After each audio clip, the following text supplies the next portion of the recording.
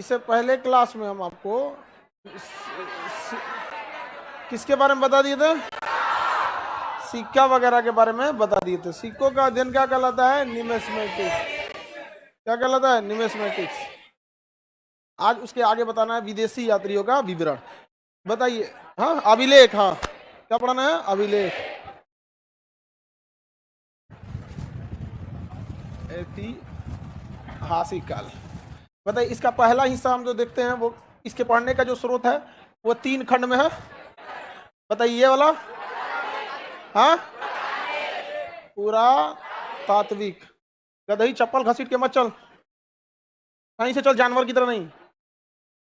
देखो अभी वो पागल की तरह चलती है, सब तरीका ही तमीज नहीं है।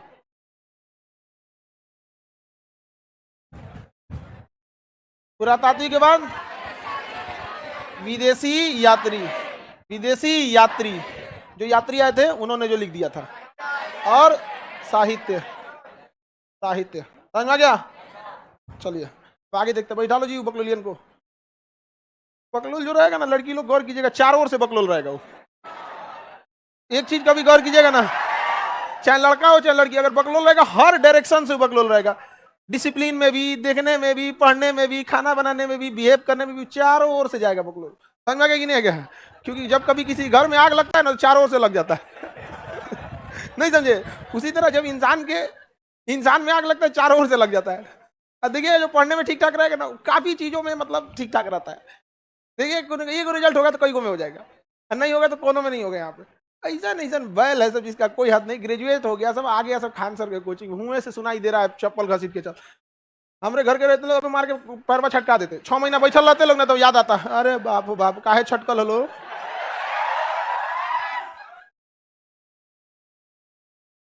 एक तो हम ही सबसे परेशान है, ये सब एसी लगाता है सब, बिना दिमाग का एसी भी सब भी। तुम लोग अपना दिमाग काहे लगाते हो लोग इसमें? 1 टन बोले थे, लगा दिए 2 टन। अभी हम कितना बोले थे स्टूडियो वाला 1 टन लगाने के लिए, ले आके लगाए हो 2 टन। अब फिर निकालना होगा, फिर लगेगा। अब अपना दिमाग लगाता है।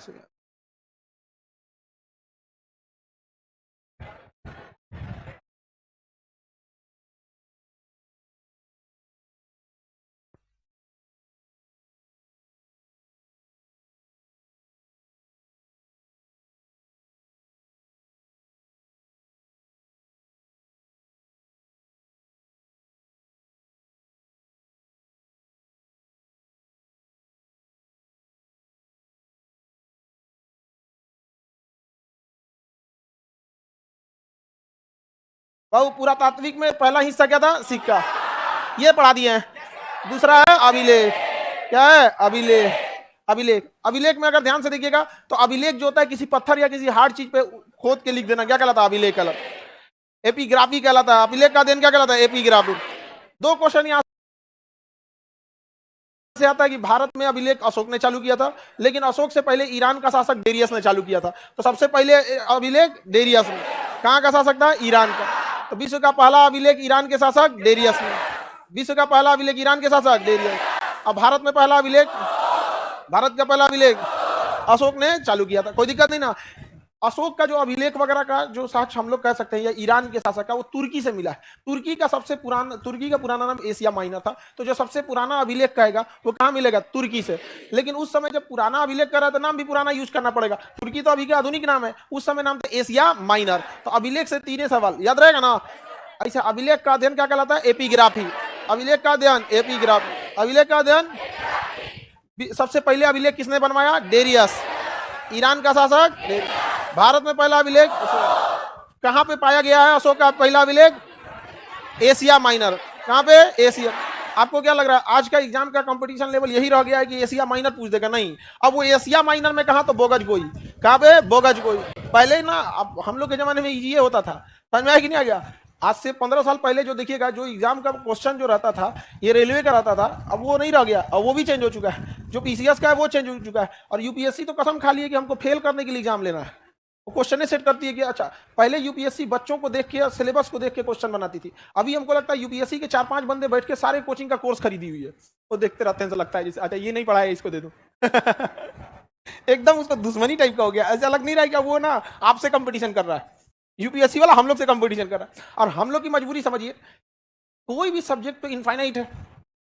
अब हम लोग को उसमें से देखना होता है कि कौन सा सब्जेक्ट, कौन सा टॉपिक लिया जाए, कितना पढ़ाया जाए, ताकि आपको एग्जाम में आने की संभावना ज्यादा हो जाए यहाँ पे। क्योंकि पूरा का पूरा हम लोग कितना, हम लोग की भी एक लिमिटेशन है, कितना ही ले जाएंगे यहाँ पे। वो पीछे पड़ा हुआ है यूपीएससी, आओ बहुत कितना पढ़ाओगे, जितना पढ़ाओगे कोई ना कोई तो छोड़ोगे, वहीं से पूछेंगे हम यहाँ पे। हाँ, तो पहले एशिया माइनर भर ही पूछता था, अभी पूछ दिया बोगज गोई। तो बोगज गोई कहाँ है? तुर्की में, एशिया माइनर में। खत्म हो गया आपका कौन सा? ये अभिलेख। अभिलेख कई टाइप के हो सकते हैं। अगर पत्थर पे लिखिए, देखिए अभिलेख एक कॉमन वर्ड है, कहीं भी लिख देना, उधर के लिख देना अभिलेख। कई तो अपने शरीर को बना लेता है शरीर लेख, समझ में आ गया? शरीर लेख, अपना नाम वहाँ शरीर पे लिख देता है सब, समझ में आ गया कि नहीं आ गया?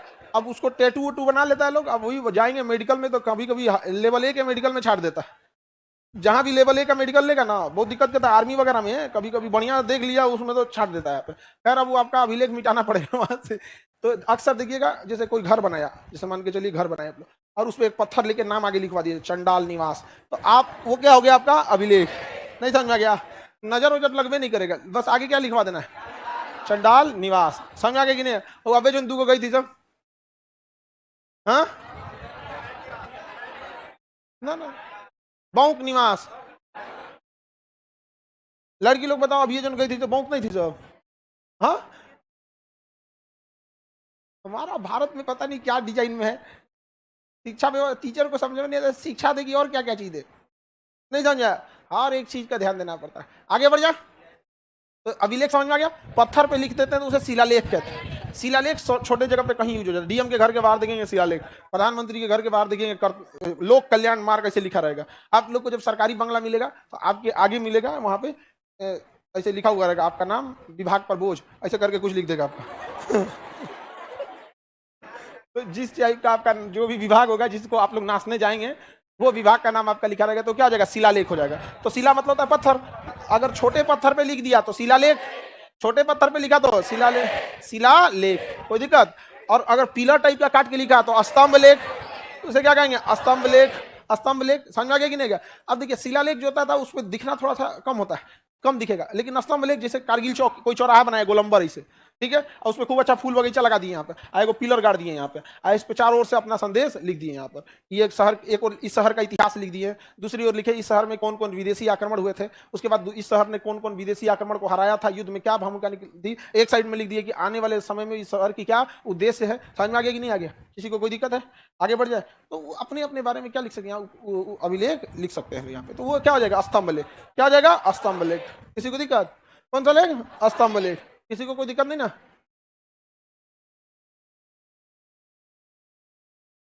स्तंभ लेख के बाद आता है गुफा लेख। तो भाई किसी गुफा में जाएंगे तो वहां भी कुछ कुछ लिखा रहेगा। वैष्णो देवी गुफा में जाइएगा ना, साइड साइड में कुछ कुछ लिख देगा यहाँ पे, तो वो क्या हो जाएगा? गुफा लेख हो जाएगा। दीवार पे लिख दिया तो भित्ति लेख, दीवार पे लिखेगा तो भित्ति लेख, दीवार पे लिखा तो भित्ति लेख। कहने का मतलब कहीं भी लिखा हो, लेकिन वो क्या कहलाएगा? अभिलेख कहलाए। क्या कहलाएगा? अभिलेख। देखिए, शिलालेख में सबसे प्रमुख आता है आपका अभिलेख में, आप देखेंगे तो इसमें सबसे प्रमुख देखिएगा आपको तो खारबेल का हाथी गुफा अभिलेख। तो वो कौन सा अभिलेख हो जाएगा? गुफा लेख। खारबेल का क्या हो जाएगा? गुफा अभिलेख। तो बताइए, खारबेल का जो हाथी, गुफा का आकार हाथी के समान है, तो क्या हो जाएगा? हाथी गुफा अभिलेख। तो गुफा अभिलेख में क्या हो गया? हाथी गुफा अभिलेख। हाथी गुफा अभिलेख किसका है? खारबेल का। हाथी गुफा अभिलेख किसका है? खारबेल।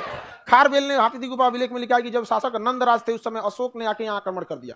इसका मतलब हाथी गुफा अभिलेख है खारबेल का, और उसमें लिखा है, वो अपने बारे में नहीं, इतिहास के बारे में लिखा है। समझ में आ गया कि नहीं आ गया? अक्सर देखिएगा जो ठीक ठाक आदमी रहते हैं वो अपने बारे में बहुत कम ही लिखते हैं। अशोक ने सबसे ज्यादा अभिलेख लिखा है, लेकिन किसी को पता ही नहीं था कि अशोक का है। अशोक ने अपने अभिलेख में अशोक शब्द का यूज ही नहीं किया है, और ना ही कभी सम्राट का। एक आध जगह है जहां अशोक का यूज किया है, एक आध जगह है जहां किसका यूज किया है? सम्राट का यूज किया है। किसका यूज किया है? सम्राट का। आगे बढ़े तो ये हो गया आपका गुफा भित्ति लेख। दीवालों के बीच में क्या लिखा रहता है? भित्ति लिखा रहता है। समझ में आ गया कि नहीं? जैसे अजंता एलोरा की गुफाओं पे है तो गुफा अभिलेख वहां पे भी हो जाता है, लेकिन कहीं कहीं क्या हो जाता है? दीवार पे लिख दिया तो क्या हो जाएगा? गुफा अभिलेख। स्तंभ लेख में सबसे ज्यादा अशोक ने लिखा है। अशोक का फेवरेट था क्या चीज? स्तंभ लेख। अशोक ने स्तंभ बनवा के लिखवाने में उसको बहुत मजा आता था। अशोक स्तंभ सुनते होंगे, जहां तहां स्तंभ बनाएगा, ऊपर कभी सियार टांग देगा, कभी भालू टांग देगा, कभी हाथू टांग देगा, कुछ लोग देखेंगे अरे बाप रे बाप, जो 4 गो शेर है अशोक, नीचवा लिखवा देगा यहाँ पे। ये ऐसा चीज हुआ था। आगे बढ़ जाए तो बताइए, स्तंभ लिखवाने का सबसे ज्यादा शौक अशोक को था। किसे था? अशोक का। उसी तरह शिलालेख मिला है। समझ आ गया नहीं? शिलालेख मतलब किस पे लिखेंगे? पत्थर पे। अब ये बताइए, यहाँ हम जो भी अभिलेख या शिलालेख लिखवाएंगे वो किसी न किसी राजा का होगा।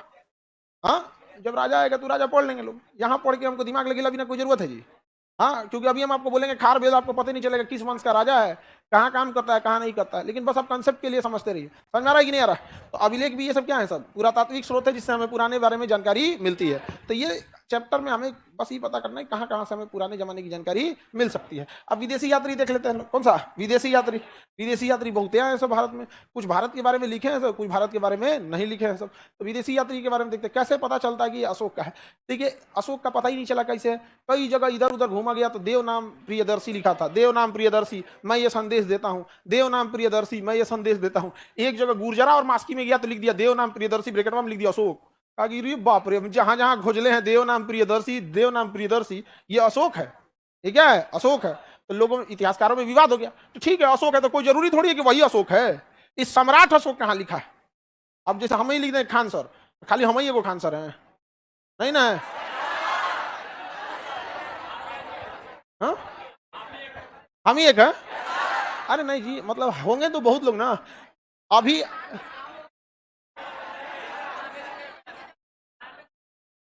हाँ जानते तो ऐसे आप लोग हम ही को हैं, ऐसे तो होंगे बहुत लोग यहाँ पे। आज से 1000 साल बाद थोड़ी ना, जैसे आप लोग हमारे समकालीन है तो आप लोग को लगता है कि हाँ, लेकिन 1000 साल बाद उस समय दिक्कत हो जाएगा, उस समय कई ठो खान सर आ जाएंगे। तो भाई राजस्थान का एक अभिलेख मिला, भबरू अभिलेख, वहां हुआ स्पष्ट बोला है देव नाम प्रियदर्शी अशोक मैं मगध सम्राट। तो अब समझ में आ गया भाई साहब, एक तो पहले पूरा देखो बैला सबको यहाँ पे, इस सबको भी लगता है कि नौकरी होगा इन सब। दिक्कत की बात यही है कि पैर के नीचे जमीन नहीं है, लेकिन इन्हें यकीन नहीं है। कोई बात नहीं, अपना देखने का अधिकार सबको है। मन ठंडा गया? हाँ? आगे बढ़े। तो पहले जितना लोगों को लग रहा था कि अशोक ये देव नाम प्रियदर्शी है कौन है कौन, तो फिर कर्नाटक के पास जाके देखने को मिला, तो जो वहां मिला गुर्जरा मास्की, वहां पता चला ये अशोक देव नाम प्रियदर्शी जो है वो अशोक है। अब वहीं से पता चल गया कि छोट मोटा आदमी तो भाई अभिलेख लिखवाएगा नहीं। आप क्या अभिलेख लिखवाएंगे? संदेश कारगिल चौक, गांधी मैदान कारगिल चौक पे तो क्या पढ़ने आएगा लोग? कोई पढ़ने जाएगा जी? आप कुछ बढ़िया काम कीजिएगा तब ना लोग सुनेंगे आपको, ऐसे ही जाके अपना प्रवचन दीजिएगा मरबो करेगा आपको। भागे यहाँ से, कोई जगह घेर रहा है यहाँ अभिलेख लिखवाएगा, यहाँ पे किसी काम का नहीं। आपको क्या अनुभव है जीवन का? कुछ नहीं है आपको। अभी पिताजी के पैसे पे पल रहे हैं, जिस दिन अपने पैसे पे आएंगे फिर उसके बाद समझ में आएगा। अभी आपसे कोई क्या उम्मीद रखता है? कोई उम्मीद नहीं रखता है। अभी सब आपको आशीर्वाद देता है। एक बार जब अपने पैरों पे खड़ा हुई है तब समझ में आएगा कि दुनिया उतनी अच्छी नहीं थी। काहे लोग साधु संत बन के भाग जाता है, नहीं समझे? ऐसे ऐसे देखिए कोई बहुत बहुत बड़ा आदमी छोड़ के साधु संत बन के भाग गया। आगे बढ़े तो बताइए, अभिलेख वगैरह तो समझ में आ रहा है आप लोगों को? कोई दिक्कत ही नहीं है यहाँ पे। पुराना इतिहासकारों का काम तो इसीलिए ना टफ हो जाता था, कैसे कैसे मिला के रखना है। पूरा भर हिंदुस्तान खोज दिया, देव नाम प्रियदर्शी लिख रहा था। समझ में आ रहा है कि नहीं आ रहा है? किसी को दिक्कत? तुम बहु की आज नहीं ना सुत रही है, तुम्ही को कह रहे हैं, दूसरा कौन सुतता है? ये भगवान इनको पता है, हम ही सुतल रहते थे, हमारे पास दिमाग है।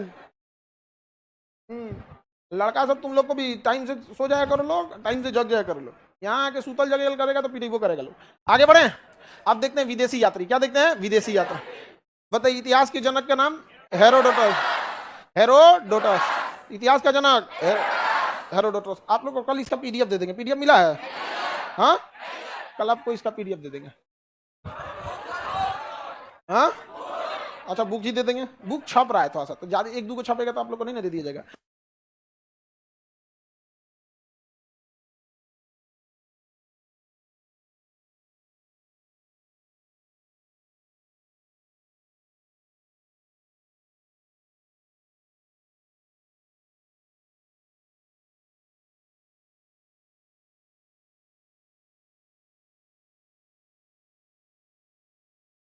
आगे देखते हैं हम लोग। हेरोडोटस इतिहास के जनक किसे कहते हैं? हेरोडोटस ने हिस्टोरिका नामक पुस्तक ली थी। हेरोडोटस ने क्या लिखी? हिस्टोरिका नामक पुस्तक। टालमी ने ज्योग्राफिका लिख दिया। हेरोडोटस ने हेरोडोटस क्या लिखा? टालमी ज्योग्राफिका। हिस्टोरिका किसने लिखा? ज्योग्राफिका टालमी ने लिखा था। किसने लिखा था? टालमी। मेगास्थनीज को बाद में देखेंगे, पहले ये देखेंगे। टालमी ने क्या लिखा? ज्योग्राफिका। प्लिनी ने लिखा था आपका नेचुरल हिस्टोरिका। प्लेनी ने क्या लिखा? प्लानी ने नेचुरल हिस्टोरिका। प्लानी ने तो नेचुरल हिस्टोरिका। और हेरोडोटस ने हाँ नेचुरल हिस्टोरिका, ज्योग्राफिका, नेचुरल हिस्टोरी का, अच्छा नेचुरल हिस्टोरी का। अब अज्ञात व्यक्ति ने लिख दिया, अज्ञात व्यक्ति जो पता ही नहीं चला, ये तो औरों खतरनाक था, अशोकों से खतरनाक। हाँ, Periplus of the Erythraean Sea, Periplus of the Erythraean Sea, Periplus of the Erythraean Sea, Periplus of the Erythraean Sea, ये किसने लिखा है? अज्ञात व्यक्ति आके लिख के चल गया, पता ही नहीं चला है। हेरोडोटस ने, प्लिनी ने, नेचुरल हिस्टोरी का, नेचुरल टालमी, अज्ञात, हाँ, Periplus of the Erythraean Sea, Megasthenes Indica, Megasthenes, Megasthenes कौन सी पुस्तक? इंडिका, मेगास्थनीज इंडिका कौन सी पुस्तक? इंडिका। ये सोचो आया था, पता है ये हमला, इसका मालिक हमला करने आया था भारत में, इसके मालिक का नाम था सेल्यूकस निकेटर। सेल्यूकस निकेटर आया था हमला करने बिहार में, और यहाँ जब हमला करने आया तो रथे फंस गया, बवाले हो गए यहाँ पे। और यहाँ का शासक था चंद्रगुप्त मौर्य। चंद्रगुप्त मौर्य की खासियत है, जिनका मारता था उन्हीं की बेटी से ब्याह करता था। समझा गया? जिनको मारेगा युद्ध में उन्हीं की बेटी से ब्याह करेगा। धनानंद को मारा, उन्हीं की बेटी से ब्याह कर लिया। समझा गया कि नहीं आएगा? आगे पढ़ेंगे हम लोग दूरधरा वगैरह के बारे में, लेकिन ऐसे तो नहीं मनी लक्षण समझिए। जो युद्ध करने आता था ना, युद्ध में हराता था, उसके बाद देखता था बेटी ठीक है, ब्याह कर लेता था, और दहेज वही ले लेता था यहाँ पे। हाँ, आगे बढ़े तो चंद्रगुप्त मौर्य से झगड़ा करने चला आया था सेल्यूकस निकेटर। सेल्यूकस निकेटर हार गया, सेल्यूकस निकेटर हार गया। हार गया तो कहा कि आपको इतिहास नहीं पता है, पहले तो दहेज में निपटाइए, हम जमीन लेंगे। तो पाकिस्तान अफगानिस्तान पूरा दहेज में ले लिया। उसके कहा कि दहेजवा का कौन सी का बेटी, समझा गया कि नहीं? तो कार्नेलिया को भी कहा इन्हों को लाइए। समझा गया कि नहीं आ गया यहाँ पे? अब पहल की करियो हमार का हो तो, समझा गया कि नहीं आ गया? अब लो, पहले के राजा हो जाना 3-4 ब्याह कर लेता था सब। पहले की लड़की से सीधा साधा रहती थी सब, 3-4 को एगो लड़का एगो आदमी ब्याह करके 3-4 को संभाल सकता था। आज एगो ना संभलती है किसी से। नहीं समझ में गया? 2 को ब्याह कर लेंगे ना तो कान में से धुआं फेंकेंगे सुन यहाँ से। हाँ, आजकल 2 को ब्याह करना बहुत टेंशन का काम है, नहीं हो गया है? एगो जिनको ब्याह हो गया ना, वो देखिएगा वो सब चीज का एक लक्षण होता है। जैसे कोरोना 14 दिन बाद लक्षण दिखाता है ना, तो ब्याह शादी होगा तो तुरंत लक्षण थोड़े दिखाए, 1.5 साल बाद। समझ में आ गया कि कितना साल बाद? अब तुम लड़का लोग याद रखना, जिस दिन ब्याह होगा फर्स्ट दिन से ही तुम लोग को अब ध्यान से रखना है। यहाँ पे एक जना तो ऐसा करे कोई बात नहीं, एक ने हमको पनीर का सब्जी बना दे, नहीं आता है हमको बनाना, कोई बात नहीं, ये कोई बात है, सीख लो, आज ही से स्टार्ट करो। ये कोई बात होता है? नहीं जानती हो तो सीखो, आज से सीखो, देखो हमेशा ठीक रहेगा। किसी को इंसान को अगर देखिए, अगर अपनी जिम्मेदारी से भाग रहा है, आप उसको 1 मिनट भी मत छोड़िए, तुम्हारी जिम्मेदारी है, करो यहाँ पे। नहीं समझा? लड़की लोग आप खाना न बनाइए वो अलग बात है, लेकिन आना चाहिए। हम गाड़ी नहीं चलाते हैं लेकिन आता है। ड्राइवर जिस दिन नहीं रहेगा, बीमार पड़ जाएगा, हम लेके निकल देंगे। समझा गया? तो आपको आप ना बनाइए, आपका जॉब है, टाइम नहीं मिल रहा है, वो अलग बात है, लेकिन आना चाहिए। और खाना बनाने में कौन सी मतलब बहुत बड़का कोनो तूफान तो नहीं है। नहीं समझे? लड़कों से सीख लिया कर लो, आगे बढ़। हाँ, ऐसा तो तुम लोग खाना बनाने में भड़क गए, जिसे लग रहा है पूरा दुनिया खाना तुम ही लोग बनाती हो। बारात में खाना कौन बनाता है? लड़का। बड़े होटलों में ज्यादा कौन बनाता है? भंडारा में कौन बना रहा है? तो फिर सीख लिया करो थोड़ा बहुत। आगे बढ़ते हैं। भाई कौन घर में 4 आदमी के बनाने वाला खाना होता है, वो घरों में 4 आदमी वाला वो जो बन जाता है उसको करे लोग। हाँ हाँ, तो कभी लड़का लोग खाना बनाना सिखा दिया करो। चलो आगे बढ़ते हैं। हाँ, लड़का सब लेकिन बड़ा फुहर टाइप का बना देता है सब। लहसुन जो होगा ना ऐसे ही बिना छीले ठोक देगा सब, नहीं होता है, चलेगा, उसमें क्या दिक्कत है? हाँ, बस यहाँ पे नहीं, उतना भी नहीं। लड़की लोग को भी खाना बनाने में इतना एक्सेस समय नहीं दे देना चाहिए कि पढ़ाई डिस्टर्ब हो जाए। बना के खत्म करो अपना, जैसे मतलब खाना में थोड़ा पौष्टिक आहार होना चाहिए। भी कौन चीज बुझा रहा है क्योंकि ये कहो लहसुन लेके ओका मूड़ी तूर रहे हैं, पूंछ काट रहे हैं, फिर कपड़ा उतार रहे हैं उसका, चल बैठ यहाँ पे। इतना झमेला कौन पालेगा जी यहाँ पे?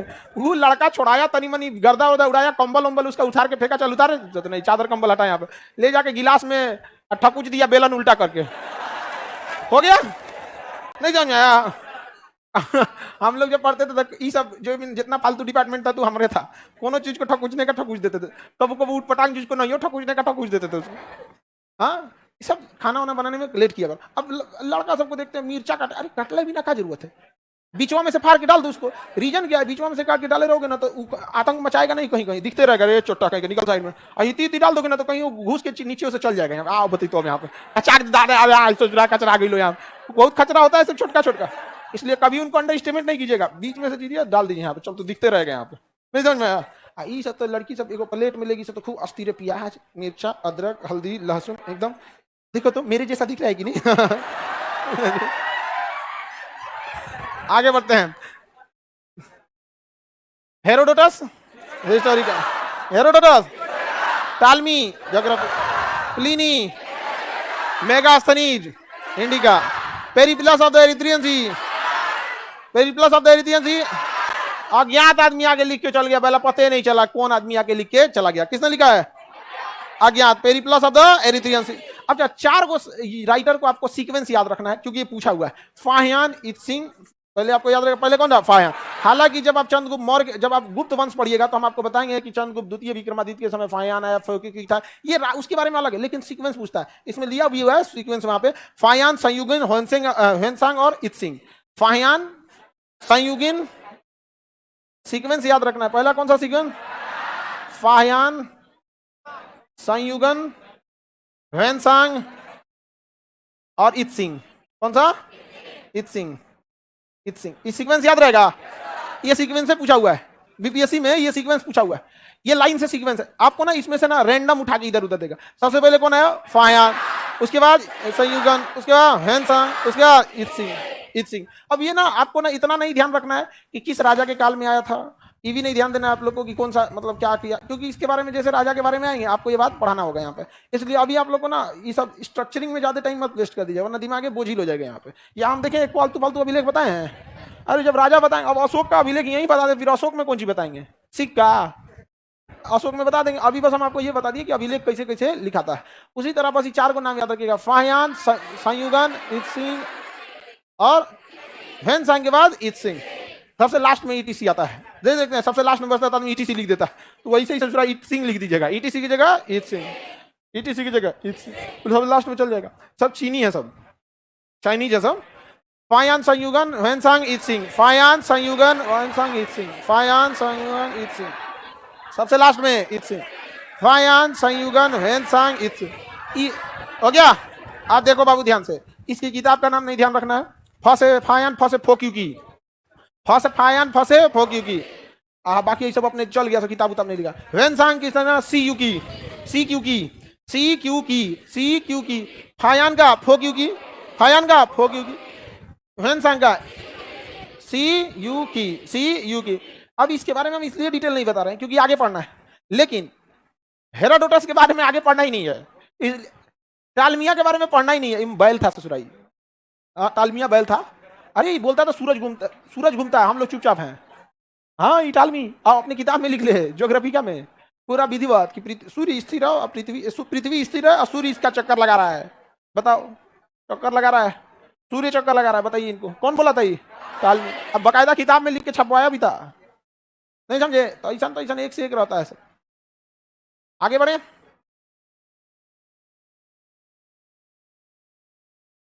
किसी को कोई दिक्कत नहीं? आपको खाना बनाने आता है जो दूसरे को सिखा रहे हैं? हमको जो मेरी जरूरत का चीज है वो हमको सब आता है, हम करते नहीं हो अलग बात है। ऐसा नहीं हो सकता है कि जो हमारी जरूरत का चीज रहेगा हमको रीजन, लेकिन आदमी का काम वही नहीं ना है, उससे भी जो आपको आना चाहिए ये चीज को। लड़की सबको कौन बतिया बोलेंगे ना तो एकदम सीरियस ले लेगी सब। लड़का समय क्या है ना, अगर उसको ऐसे बोलेंगे आलतू फालतू चीज तो उस सबको बोलते ही नहीं है। गलती कहाँ करता है सब सब।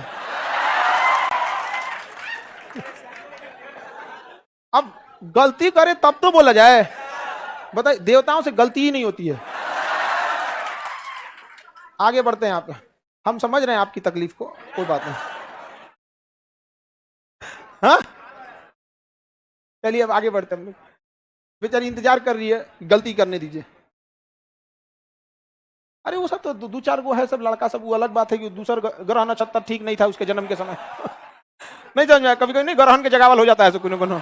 हाँ तो उतना चलता है। ये सीक्वेंस याद रखिए यहाँ पे, फाहियान, संयुगन, ह्वेनसांग और इत्सिंग। आई सब का बाद में आगे चर्चे नहीं मिलने वाला है, मेगास्थनीज का मिलेगा। काय के लिए एक ना मालिक आए थे हमला करने, का बिया हो गया यहीं पे, लेकिन उसको डर था यार ईचंद को मौर पहले से बिया कैले है, फिर हमारी बेटियों को ले जा रहा है। हम तिलक लेके तो गए नहीं थे, युद्ध करने गए थे, मार हो गया बेटी दे दिया, हमारी बेटी को कोई दिक्कत तो नहीं होगा। दूसरा यहाँ का भाषा अलग है, लिट्टी चोखा खाएगी कि नहीं खाएगी, तो अपने साथ वो मेगास्थनीज को दे दिया कि भाई तुम ये रहो, हमारी बेटी को कोई दिक्कत हो तुरंत व्हाट्सअप करना हमको। तो उसका व्हाट्सअप संग्रह का नाम क्या है हिंदी का, सारा चीज लिखता रहता, एकदम लिखते रहिए कुछ दिक्कत होगा तब। तो भाई चंद्रगुप्त मौर्य बहुत मानता था, समझ में आ गया कि नहीं आ गया? मानता बहुत था किसको? कार्नेलिया मानता बहुत था। यहाँ पे आदमी उदमी सब जो भी लेटेस्ट रहता है उसको बहुत मानता है। आगे बढ़े, बाकी इसमें है आपका इब्न बतूता अब्दुल रज्जाक की आगे पढ़ना है। इब्न बतूता जो है वो मोरक्को से आया था, अब्दुल रज्जाक जो आया था वो फारस से आया था। कहां से आया था? फारस से आया था। किसी को कोई दिक्कत नहीं ना? किसी को कोई दिक्कत नहीं है? किसी को दिक्कत तो बताइए इतना तर में, तो फिर हम साहित्यिक स्रोत में चलते हैं। यहां तक में याद हो गया? ये जरूरी है याद होना, इसके बाद क्या जरूरी नहीं है। अलबरूनी वगैरह विदेशी यात्री याद हो जाएगा। सारे विदेशी यात्री एक जगह थोड़े लिखेंगे जी, जो राजा आएगा उसकी जगह लिखते जाएंगे। इस सबका आगे चर्चा ही नहीं होने वाला है, इसलिए इसको यहीं चमका दिए। चमक गया ना? जहां चर्चा नहीं होने वाला उसको यहीं चमका देते हैं। बताइए अशोक का पहला अभिलेख कहाँ मिला है? एशिया माइनर में। कहा? एशिया माइनर में। कहा? बोगज गोई। कहाँ मिला है? बोगज। एशिया माइनर में बोगज गोई, एशिया माइनर में बोगज। आगे बढ़ जाए ना, किसी को दिक्कत नहीं है। अब किधर चलते हैं? साहित्य पे। किधर चलेंगे बाबू? साहित्य पे मिलेंगे। कहाँ चलते हैं? साहित्य पर।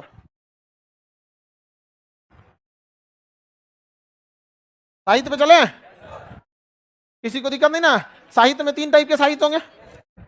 कौन कौन से साहित्य होंगे? पहला आपका गैर धार्मिक, गैर धार्मिक, गैर धार्मिक, गैर धार्मिक। और दूसरा क्या होगा? धार्मिक। क्या होगा? धार्मिक। अधार्मिक 3 कैटेगरी में चला जाएगा। कौन कौन? जैन, बौद्ध, हिंदू। जैन, बौद्ध और हिंदू। जैन, बौद्ध और हिंदू, यही ना 3 टाइप में चला जाएगा। हिंदू उस समय ब्राह्मण धर्म बोला जाता है हिंदू को। हिंदू को उस समय ब्राह्मण धर्म क्या कहा जाता था? ब्राह्मण धर्म बोला जाता था। हिंदू का यह ब्राह्मण। गैर धार्मिक स्रोत में कौन सा आ जाएगा? मृक्ष कटिगम आ जाएगा। आपका अर्थशास्त्र, चंद्रगुप्त इसकी चाणक्य की पुस्तक का नाम अर्थशास्त्र। क्या नाम है? अर्थशास्त्र। इसमें राजनीति की चर्चा है। अर्थशास्त्र में किसकी चर्चा है? राजनीति। अर्थशास्त्र में किसकी चर्चा है? राजनीति की चर्चा है। हाल इसमें नाम भले अर्थशास्त्र लेकिन है चर्चा किसकी? राज।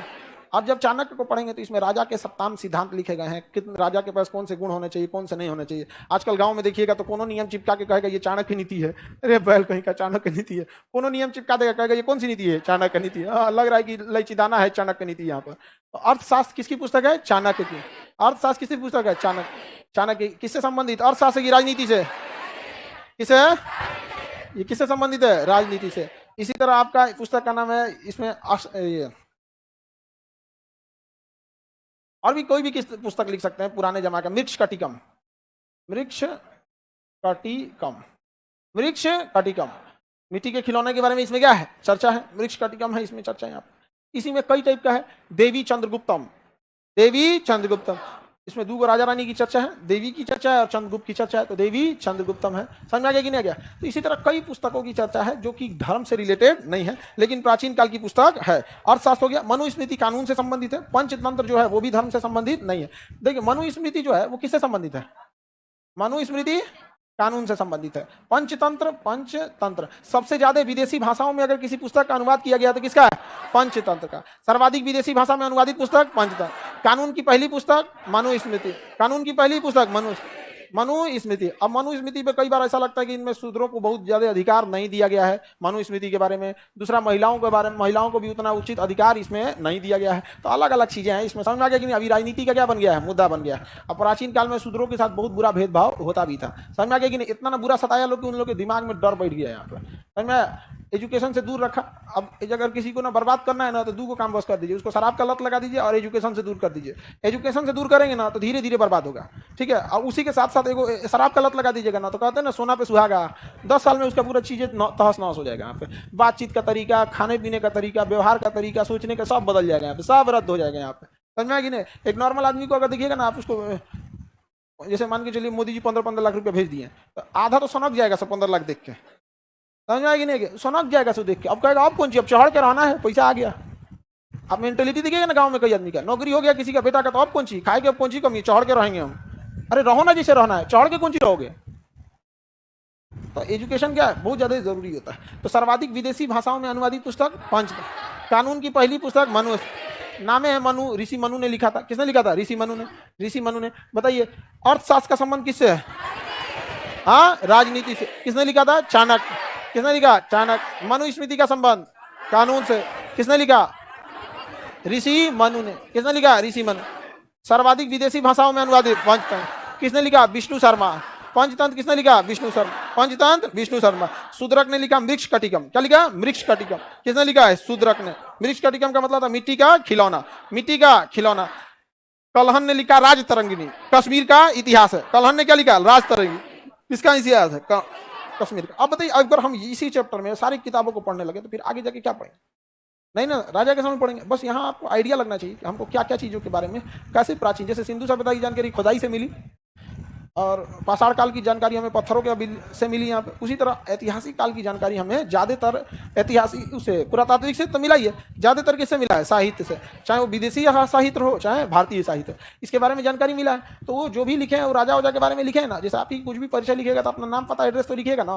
तो बताइए धार्मिक ग्रंथों में सबसे पहले साहित्य में सबसे पहला साहित्य गैर धार्मिक विष्णु शर्मा की पुस्तक पंचतंत्र, ऋषि मनु की पुस्तक, शूद्रक की पुस्तक वृक्ष का मतलब था मिट्टी का खिलौना।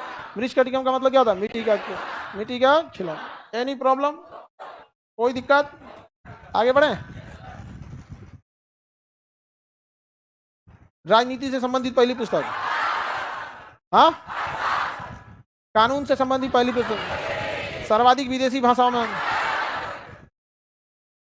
अब कौन सा पुस्तक? जैन। और उसके बाद अंग उपांग पुस्तक का संबंध किससे है? जैन से।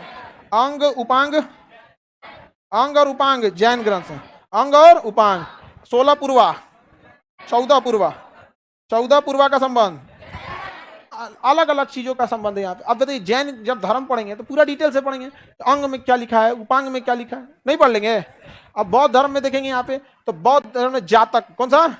जातक ग्रंथ है। ललित विस्तार है, कौन सा है? ललित विस्तार। ललित विस्तार है जातक ग्रंथ। अंगुत्तर निकाय है, अंगुत्तर निकाय। अंगुत्तर निकाय कौन सा पुस्तक? अंगुत्तर निकाय। जातक पुस्तक का संबंध बौद्ध, जातक बौद्ध, ललित विस्तार बौद्ध, ललित विस्तार बौद्ध धर्म से संबंधित है यहाँ पे। अंगुत्तर निकाय बौद्ध धर्म, अंगुत्तर निकाय बौद्ध, ललित विस्तार, अंगुत्तर निकाय, तो ये बौद्ध धर्म से रिलेटेड। अब ये बताओ कि हम जातक में क्या लिखा है यहाँ बताएंगे, कहाँ बताएंगे?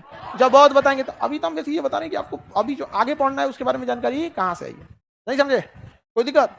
यहाँ हम उसी चीज के बारे में बताएंगे जिसको आगे भेंट नहीं होगा। जैसे मेगास्थनी से, इससे क्या नाम है, टालमिया से भेंट नहीं होने वाला है, हेरोडोटस से नहीं होने वाला है, इस सबसे भेंट होने वाला नहीं है। कोई दिक्कत है यहाँ पे? अंग उपांग का संबंध किस धर्म से? जातक, ललित विस्तार, अंगुत्तर निकाय, त्रिपिटक बौद्ध। 3 गो किताब है इसलिए त्रिपिटक कहते हैं। सूत पिटक, विनय पिटक, अभिधम पिटक, तो 3 गो पिटक इसलिए उसे क्या कहते हैं? त्रिपिटक। कितना है? 3 गो। सही समझे? चतुर्वेदी अगर किसी के नाम के आगे लिखा है तो कै को वेद पढ़ा है? त्रिवेदी लिखा है तो द्विवेदी लिखा है, एक को पढ़ा है तो वेदी, किरण वेदी, वेदी एक वेद है तो वेदी, दूगो द्विवेदी, त्रिवेदी, चतुर्वेदी, पंचवेदी सुने हैं? 4 को वेद है तो पंचवेदी आएंगे। कौन सी एक्स्ट्रा कौन सी पढ़ लिए? नहीं समझे? आप में कोई द्विवेदी है? हाँ, द्विवेद वाले हैं लोग। चतुर्वेदी भाई, द्विवेदी ने चतुर्वेदी पहले शुरू करते। चतुर्वेदी एक तो बस, चारों वेद मतलब।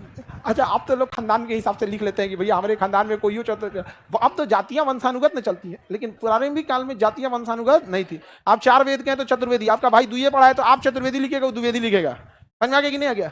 और कौन एक वेद पढ़ा है तो वेदी लिखेगा। अब पता चला उसका लड़का कुछ नहीं पढ़ा है, नौकरी करना है तो शूद्र लिखेगा। और उसका बेटा गया सेना में भर्ती हो गया तो लिखेगा आपको क्षत्रिय। और उसका बेटा जाके पूजा पाठ करा रहा था ब्राह्मण। तो पहले जो था ना, जाति जो था वो किस आधार पे था? हाँ, कर्म के आधार पर। हमसे पूछता है साहब की जाति क्या? हम हमेशा शिक्षक बोलते हैं, और धर्म हिंदुस्तानी बोलते हैं, और जाति क्या बोलते हैं? शिक्षक। हम बोलते हैं अपने प्राचीन भारत की मान्यता के हिसाब से। बाद में लोगों ने उसे चेंज कर दिया, अलग बात है। हमारी जाति तो शिक्षक ही है। नहीं समझे? हमारे यहाँ परंपरा यही था कि अब कौन सा काम करें। एक ही घर में पहले 4 जातियां होती थी, कौन सा काम करते थे उसी हिसाब से। आगे बढ़े तो अब हम लोग कल इसको खत्म करके उसके बाद से मेन अपने इतिहास में स्टार्ट कर देंगे। कोई दिक्कत है किसी को? कल आपको PDF दे देंगे। Any problem? चलिए, टेस्ट हम बोले थे ना, ओ माय गॉड, कल ले लें? अच्छा, तो कल टेस्ट तो आज थोड़ी देर का हो जाएगा, 15 मिनट में खत्म हो जाएगा। ठीक है, तो शुरुआत में हम आपको ना 15 मिनट में क्या ले लेंगे? टेस्ट। 15-20 मिनट में टेस्ट खत्म हो जाएगा।